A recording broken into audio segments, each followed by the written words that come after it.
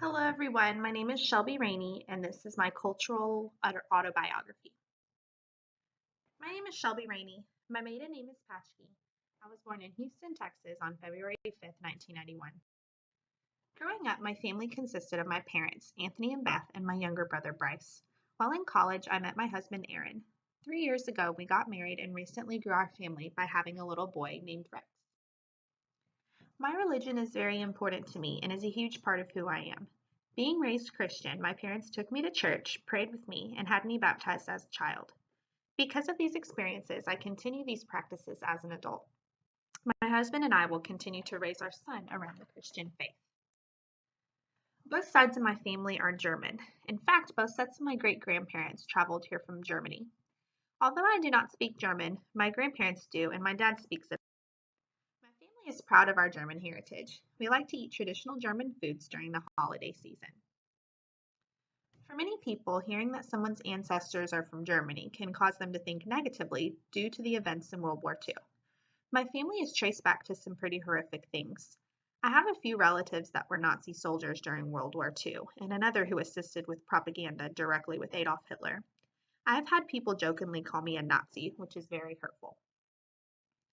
Growing up and living in America, I am accustomed to the American culture, such as music, holidays, and values.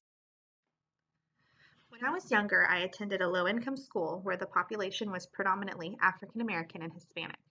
My subdivision was upper middle class, while the rest of the area was lower class. I was called a white girl for being different than the majority of my peers.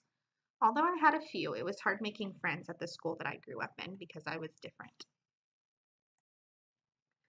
My school experiences helped shaped me into the educator I am today. I now work at a low-income Title I school in the same district I grew up in. The school I work at is actually only 5 minutes from the schools I attended. Being the outsider growing up has helped me be a more culturally responsive teacher. I've not traveled the world as much as I would have liked to, but there is a memory that stands out to me.